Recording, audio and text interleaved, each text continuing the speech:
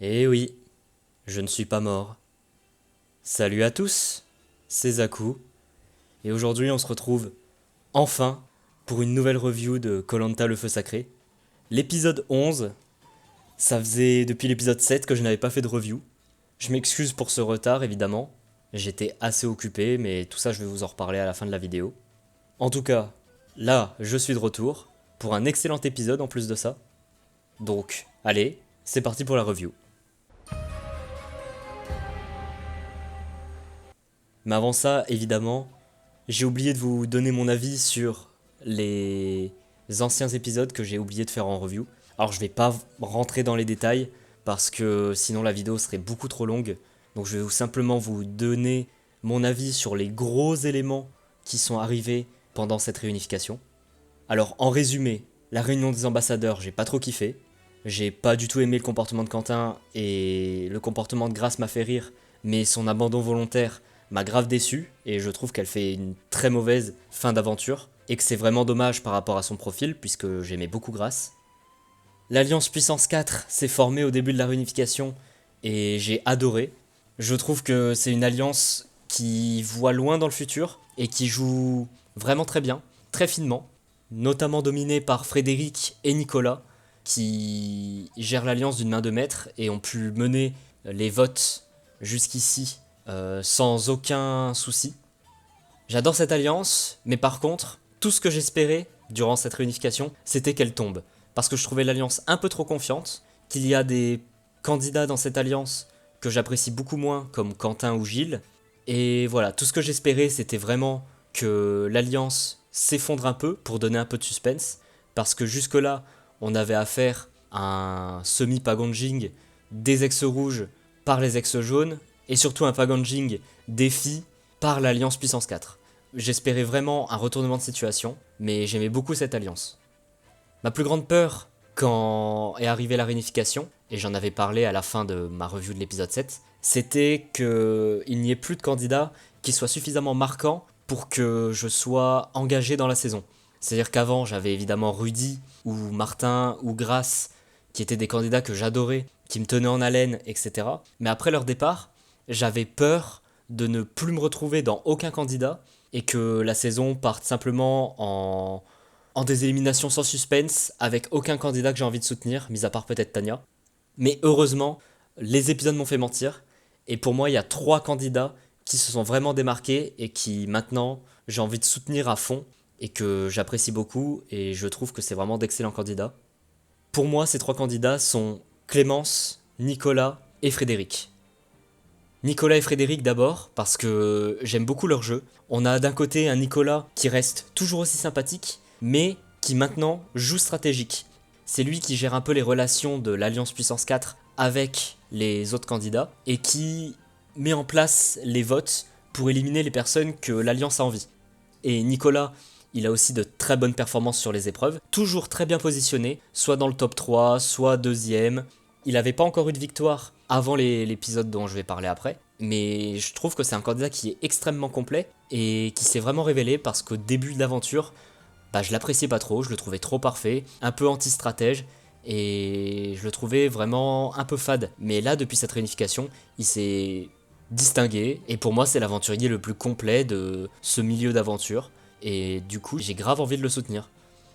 Dans la même alliance, on a Frédéric, qui est aussi très intéressant. Frédéric, je l'apprécie beaucoup, plus par ce côté mesquin. Il est très stratège, mais ça on l'a vu depuis un bon moment déjà. Mais lui, il est beaucoup plus filou que Nicolas. Là où Nicolas, c'est vraiment le gentil, Frédéric, on sent qu'il est capable de faire des petites saloperies pour arriver à ses fins, et j'apprécie beaucoup ça. Il a un jeu très discret, puisqu'il continue à faire croire aux anciens rouges qu'il est avec eux et qu'il vote avec eux, alors qu'il sait pertinemment que ses votes ne servent à rien. Il fait exprès de voter différemment en invoquant un split des votes pour ne pas se faire remarquer que le plan n'a pas fonctionné, etc. Donc Frédéric, il lui manque un petit truc pour que ce soit vraiment un coup de cœur, mais j'apprécie de plus en plus le personnage, et je sais pas, j'ai un bon feeling avec lui, et je sens que ça va être un des candidats les plus marquants de la saison, et surtout les plus importants pour la suite. Et la troisième candidate qui pour moi s'est révélée avec cette réunification, c'est Clémence. Clémence, elle a cet aspect compétitrice que j'aime beaucoup, mais pas compétitrice et trop portée vers le mérite. Ça, on l'a plus eu avec sa copine d'aventure, Elena, qui elle était un peu trop portée sur le mérite et que sur la fin m'a beaucoup saoulé. Clémence, elle était beaucoup plus stratège. Elle a directement remarqué que l'alliance des ex jaunes était trop nombreuse et que éliminer tous les ex rouges n'irait pas du tout en sa faveur, puisque elle était alliée à Elena ou Anne-Sophie. Elle avait beau avoir une alliance avec ces deux filles, elle n'hésitait pas devant la caméra à dire par exemple qu'Anne-Sophie c'était qu'un pion pour elle. Et ça j'aime beaucoup. Et ce qui prouve qu'elle a quand même une vision à long terme et qu'elle sait pertinemment qu'Anne-Sophie serait utile pour la suite. Et elle a donc voulu la garder. Malheureusement elle s'est retrouvée face à une alliance des ex-jaunes un peu trop solide. Et elle n'a pas pu orienter les votes de la manière qu'elle voulait puisque l'alliance puissance 4 était vraiment trop forte. Mais c'est la candidate qui, depuis la réunification, a remporté le plus d'épreuves individuelles. Elle a remporté 2 épreuves d'immunité d'affilée. Et donc du coup, j'aime vraiment bien son caractère. Et le fait qu'elle se soit une ex-jaune, mais qui soit dans une position de faiblesse, me donne envie de la soutenir. Un peu comme une Tanya. Alors que les deux essayent de s'éliminer l'une et l'autre. Du coup, c'est assez cocasse. Mais ouais, tout ce que j'espérais, c'était vraiment une alliance des filles qui, pour l'instant, se font dominer pendant cette réunification pour éliminer au moins un membre de l'Alliance Puissance 4. C'était ce qui était teasé à la fin de l'épisode 10 pour l'épisode 11, et on va voir que j'ai pas du tout été déçu. L'épisode 11 était fantastique, et on en parle maintenant. L'épisode démarre par l'Alliance Puissance 4, qui, toujours aussi sereine et toujours aussi confiante, se languit de l'élimination d'Elena. On a notamment Frédéric, qui est très fier de toujours être infiltré et ne s'être toujours pas fait repérer comme allié de Nicolas et de Gilles. Mais heureusement, cette confiance va vite se dégrader avec l'épreuve de confort, qui est l'épreuve du tir à l'arc. L'épreuve du tir à l'arc, c'est pas une épreuve que j'affectionne tant que ça, mais c'est toujours une épreuve qui fout le bordel au sein des relations et des stratégies. Surtout que là, la récompense de l'épreuve était vraiment gargantuesque. On avait l'appel des proches, avec beaucoup de candidats qui avaient vraiment envie d'appeler leurs proches, mais aussi dormir dans de bonnes conditions. Mais encore plus, on avait une récompense qu'on n'avait plus vue depuis des années, la possibilité de revenir sur le camp avec un proche, 1 an après le tournage de l'émission. Alors ce genre de récompense, je trouve ça toujours trop marrant. On avait eu ça avec Isabelle de Palao qui avait pu avoir sa propre île pendant 1 année entière, et elle pouvait y aller quand elle voulait, etc. Ce genre de récompense qui sort de l'espace du jeu, c'est toujours assez absurde, mais c'est des grosses récompenses qui permettent de potentiellement mettre un peu le boxon dans l'aventure. Et là, pour le coup, ça va le mettre. Parce que pendant l'épreuve du tir à l'arc, on va avoir 2 clans qui vont se dessiner. Le clan des candidats avec des enfants et le clan des candidats sans enfants. Évidemment, le clan des candidats avec enfants vont annihiler celui des ceux sans enfants, et ils vont les sortir un par un. Et malheureusement pour eux, dans ce clan des candidats avec enfants, il y a beaucoup de membres de l'Alliance Puissance 4. Ils y sont tous, mis à part Frédéric. Et donc très vite va se dessiner un schéma où l'Alliance Puissance 4 va éliminer l'ensemble des candidats. Et ça va commencer à amorcer un début d'interrogation de la part des autres. Mais surtout, l'Alliance Puissance 4 va devoir s'éliminer entre elles. Et ça va créer aussi des débuts de tension au sein de leur alliance. C'est Gilles qui remporte l'épreuve. Personne n'aura osé casser sa flèche, et j'ai trouvé son comportement assez désagréable en vrai, puisque entre chaque salve de flèches, Gilles va se mettre à pleurer, à se prendre la tête dans les bras, à gesticuler dans tous les sens, comme s'il souffrait de la situation, et j'ai vraiment trouvé ça un peu ridicule pour le coup. Et je trouvais qu'il appelait un peu trop à la pitié des autres candidats, et voilà, Gilles c'était un candidat que j'aimais bien au début, mais au fur et à mesure des épisodes, je l'apprécie de moins en moins, et je souhaite de plus en plus son départ. Il joue beaucoup trop sur le côté émotion de son personnage, et j'aime pas trop ça. Mais bref, il remporte l'épreuve, et il doit choisir quelqu'un pour l'accompagner. Et là, première surprise de l'épisode, il ne choisit pas du tout Quentin, qui était 2ème, et qui l'avait limite qualifié jusqu'en finale, puisque Quentin n'a pas osé casser la flèche de Gilles, mais à la place il choisit plutôt Nicolas, son compagnon depuis le début de l'aventure. Et c'est un choix qui va mettre un peu à mal l'Alliance Puissance 4 pour la suite. Puisqu'en effet, l'Alliance Puissance 4 se sera auto-éliminée durant cette épreuve. On aura Nicolas qui aura éliminé Frédéric en invoquant les enfants sur place, et Gilles qui n'aura pas choisi Quentin pour aller en finale. Du coup, Frédéric et Quentin vont se sentir un peu lésés par tout ça et vont commencer un peu à douter de l'alliance. Surtout Quentin, puisque Frédéric est suffisamment malin pour se dire que Nicolas avait sûrement ses raisons et qu'il attend de les entendre avant de remettre en cause l'alliance. Là où Quentin va avoir un comportement un peu enfantin et va directement remettre en cause l'alliance juste parce que Gilles ne l'a pas choisi. Et pour moi, dans cette situation, on a vraiment eu deux clans. On a eu le clan des candidats qui réagissent de manière saine et mature, et le clan des candidats qui ont réagi de manière enfantine et sur le coup de l'émotion. Pour moi, la dispute Gilles-Quentin était vraiment enfantine et n'avait aucun sens. On avait Quentin qui se plaignait vraiment que Gilles ne l'avait pas choisi, alors que Gilles ne lui doit pas grand-chose et que c'est Quentin qui lui-même a qualifié Gilles en finale, donc il n'a pas mis toutes ses chances de son côté, donc Gilles avait totalement le droit de pas le choisir. Et de l'autre côté, on a un Gilles qui s'en voulait à mort de ne pas avoir choisi Quentin, qui commençait à douter de son choix, etc. Et heureusement qu'on avait Nicolas pour lui dire que non, c'était qu'un choix, c'était rien du tout, que fallait pas remettre en cause l'alliance à cause de ça, etc. Parce que sinon, Gilles aurait été vraiment insupportable. Et ouais, j'ai pas trouvé que cette dispute était très palpitante à suivre. Alors que de l'autre côté, on avait une mésentente entre Frédéric et Nicolas qui était beaucoup plus saine et sensée. Frédéric reprochait à Nicolas de l'avoir sorti en reprochant le fait que Frédéric n'avait pas d'enfant. Mais il attendait d'entendre la justification de Nicolas avant de se faire une opinion, et il se doutait que Nicolas avait ses raisons. Et en effet, Nicolas, lui, assume totalement son choix, puisqu'il a fait un choix stratégique. Il voulait pas mettre en évidence l'alliance puissance 4 durant l'épreuve, parce que on sait que une alliance qui est trop mise en évidence sur une épreuve comme ça, comme il y a pu avoir par exemple dans les armes secrètes avec l'alliance Shanice, Myriam, etc., ça peut les mettre à mal. Donc Nicolas, il a fait un choix stratégique où il a décidé d'éliminer Frédéric pour pas montrer qu'ils étaient alliés. Bon, ça a marché moyennement, mais ça prouve encore une fois que Nicolas a quand même une vision stratégique et long terme du jeu. Et même si ça a pas très bien fonctionné, on va le voir par la suite, c'était bien tenté. Et très vite, quand ils ont pu s'expliquer, Frédéric a compris que Nicolas a fait ça de manière stratégique et il l'a accepté.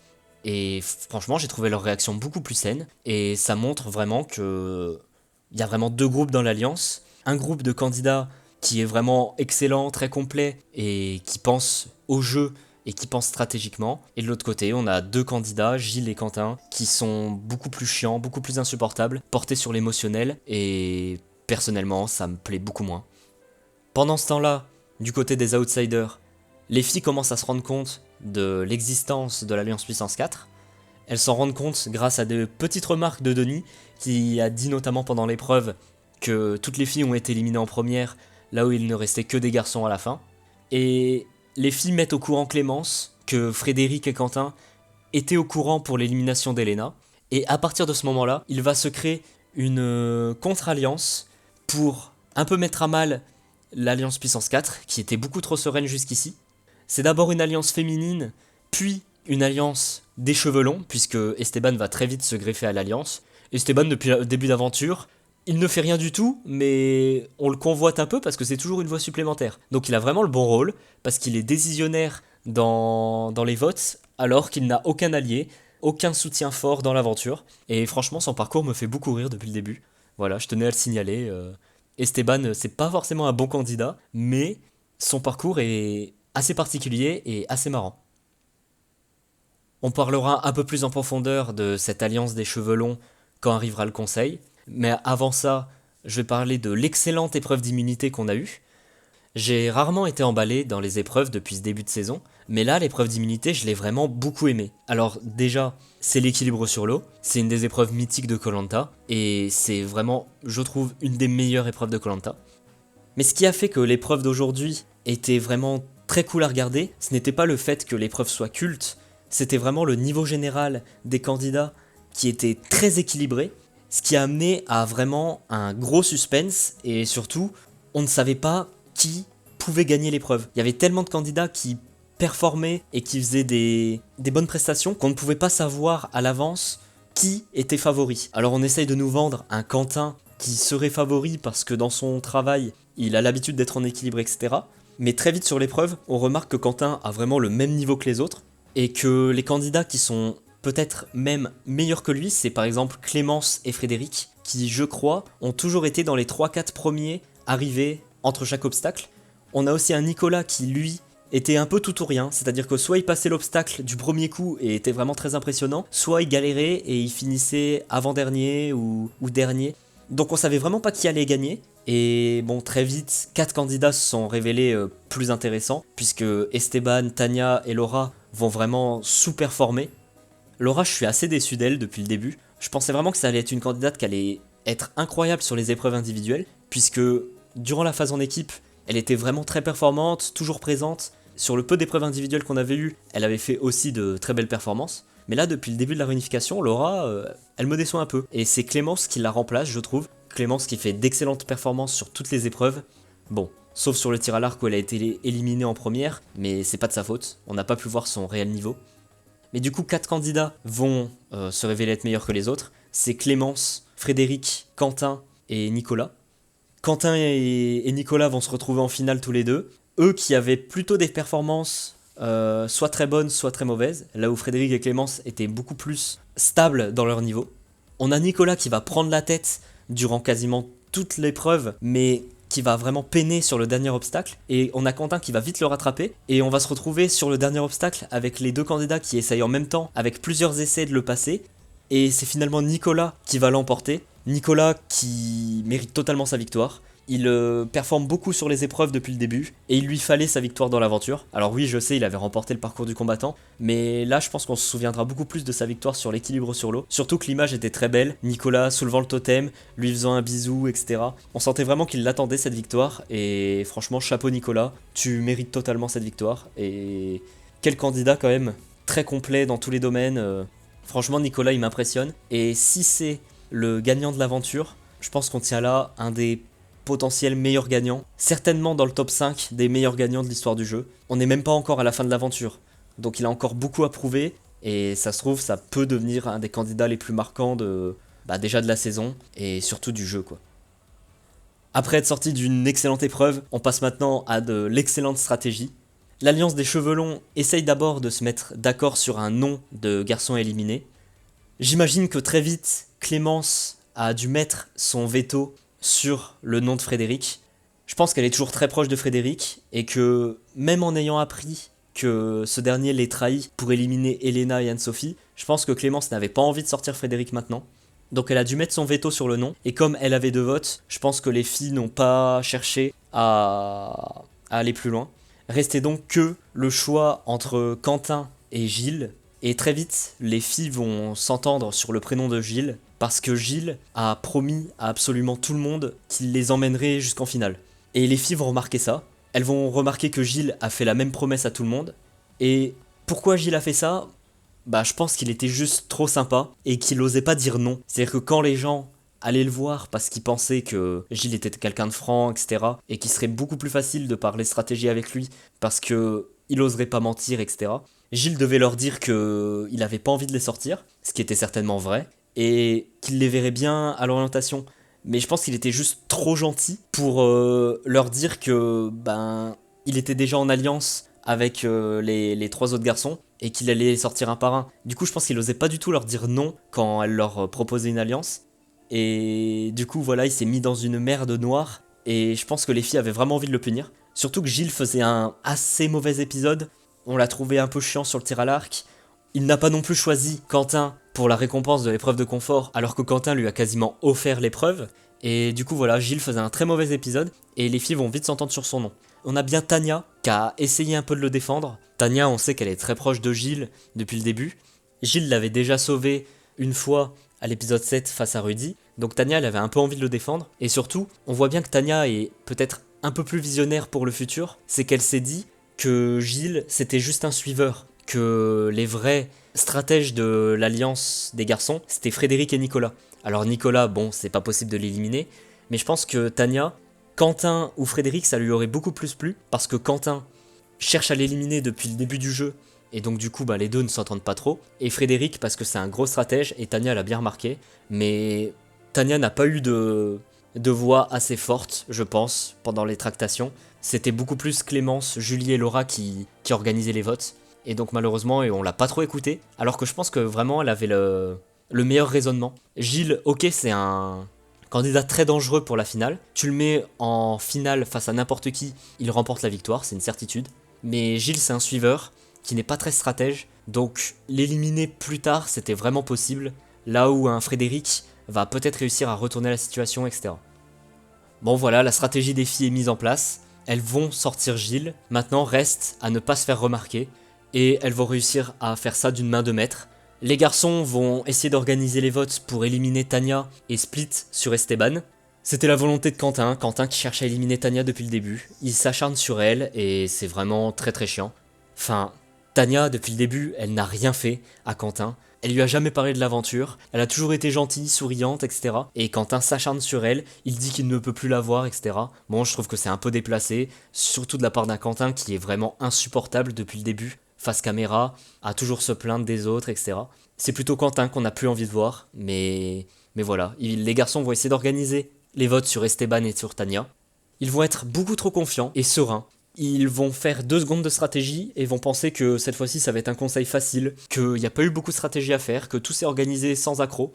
Bah peut-être que tout s'est organisé sans accroc et qu'il fallait se douter de quelque chose, je sais pas. Ils ont pas été très malins sur le coup, mais je pense qu'ils avaient beaucoup trop de confiance. Et va arriver le conseil.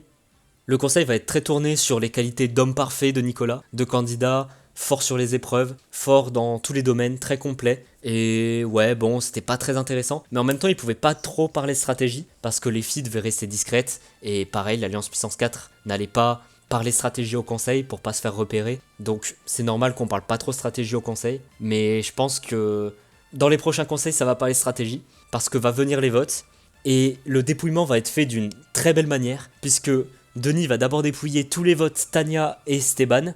Et ensuite, il va enfin dépouiller les votes Gilles. Et là, du coup, on va pouvoir voir les têtes décontenancées de l'Alliance Puissance 4, notamment de Frédéric, qui vont remarquer qu'ils se sont fait totalement berner depuis le début de l'épisode. Et c'était magnifique à voir. Gilles, on sentait qu'il s'y attendait pas du tout à son élimination. Derrière, on va avoir son pugilat de la part des filles, qui vont clairement dire que les garçons étaient trop confiants, que Gilles a fait un très mauvais épisode, qu'il a fait des promesses à tout le monde, etc. Alors évidemment, on va sentir que Gilles est un peu décontenancé parce que lui, il a fait ça parce qu'il était trop gentil et qu'il avait envie de blesser personne. Mais en voulant ne blesser personne, Gilles s'est mis à dos tout le monde et n'avait finalement aucun allié fiable à part l'Alliance Puissance 4. Et j'ai trouvé ça assez beau parce que Gilles, depuis le début de l'aventure, je le vois comme le potentiel gagnant. Et là, on nous montre clairement que un candidat qui est trop lisse et qui essaye de pas trop faire de vagues, parfois, ça peut te mettre dans la merde. Et franchement, c'était une des morales qui manquait à Koh-Lanta, parce que d'habitude dans Koh-Lanta, les candidats trop lisses, on leur reproche jamais rien, ils sont jamais mis dans la merde. Mais là, depuis quelques saisons, ça arrive un peu plus. On avait notamment eu Flavio, qui avait subi exactement le même discours que Gilles, qui lui aussi ne voulait blesser personne, disait toujours oui à tout, etc. Et ça a vite saoulé ses camarades. Et bah là, Gilles, c'est pareil. Bon, son pugilat m'a fait aussi un peu de peine, parce que c'est un candidat qui reste quand même assez attachant, très porté vers l'émotionnel, etc. Mais la surprise était tellement grande, et la stratégie tellement bien faite, que son élimination m'a quand même fait extrêmement plaisir. La réaction de l'Alliance Puissance 4 ne s'est pas fait attendre. On a notamment Frédéric. Frédéric, j'ai adoré sa réaction. Il a dit qu'il était surpris et qu'il s'y attendait pas du tout. Mais surtout, il a dit une phrase qui est très importante. Il a dit que c'était très bien joué. Et pour moi, ça démontre que Frédéric aime le jeu. Il aime qu'on s'oppose à lui. Et donc là, il va s'amuser dans l'aventure. Cette fois-ci, il a de la concurrence. Et il a l'air très heureux d'avoir de la concurrence. Et l'aventure est relancée. Et je pense que ça va lui faire du bien, Frédéric. Parce qu'il aime la stratégie, ça se sent. Et là, il va pouvoir un peu plus jouer. Et ouais, j'aime beaucoup ce côté-là de lui. Ce côté très stratège, qui aime le jeu et qui aime les stratégies bien faites, même si ça va contre lui. Ça fait très Survivor en vrai dans l'idée. La semaine prochaine, c'est les binômes. Les binômes à 8, je trouve que ça fait très très peu. Donc va pas y avoir énormément de choix possibles. Surtout que c'est binôme mixte. Et du coup, binôme mixte, qu'est-ce que ça va entraîner ? Ça va entraîner que Esteban va être directement visé. Parce que les garçons vont forcément être dans des binômes différents. Ils vont vouloir se protéger entre eux. Et donc du coup, il ne restera plus que le binôme d'Esteban à voter. Donc déjà, on est sûr que le binôme d'Esteban recevra des votes. Sauf si Esteban remporte l'immunité. Si Esteban remporte l'immunité, l'épisode peut être magique. Parce que là, les garçons et les filles vont devoir s'entretuer. Et ça va amener à des stratégies dans tous les sens. Et ça peut être vraiment très très beau. Mais si le binôme d'Esteban n'obtient pas l'immunité, alors là ça va être très très compliqué pour eux. Et j'ai vraiment peur que ce soit Clémence ou Tania avec Esteban, parce que c'est vraiment des candidates que j'apprécie beaucoup et que j'ai envie de voir aller jusqu'au bout. Les mettre avec Esteban, ça les mettrait trop dans la merde, et j'ai pas envie qu'elle soit éliminée comme ça. Surtout qu'on a une Tania qui, chaque épisode, reçoit des votes et s'approche peu à peu du record d'Eric de l'île des héros, du plus de votes obtenus dans une même saison. Et en vrai, j'ai envie que Tania obtienne ce record, parce que son parcours est tellement atypique, elle est tellement souriante face à ça, que je sais pas, j'ai envie que Tania retienne son nom pour quelque chose, et si ça peut être pour un record de koh en vrai, ça me ferait très plaisir. Bon voilà, on en a fini avec la revue de cet épisode. Ça faisait longtemps que j'en avais pas faite, je m'excuse vraiment pour ce retard dans les reviews, et pour ne pas avoir détaillé mon avis sur les précédents épisodes. À la base, je voulais surtout faire qu'une seule review pour la réunification, sauf que j'ai eu des empêchements qui a fait que j'ai pris un épisode de retard. Puis derrière, j'ai été malade pendant une semaine entière, ce qui a fait que j'ai pris 2 épisodes de retard. Et derrière, bah, c'était l'engrenage et c'était compliqué de reprendre. Mais voilà, je pense être de retour. J'espère que la review vous aura plu. N'hésitez pas à me donner votre avis sur ce début de réunification ou sur cet épisode qui était, je pense, le meilleur de la saison. Et je pense qu'on tient là peut-être une des meilleures saisons de Alexia Laroche-Joubert, mais je pense qu'on en parlera un peu plus quand la saison sera terminée. Et voilà, je vais vous laisser. Merci à vous d'être toujours présents, et bye tout le monde.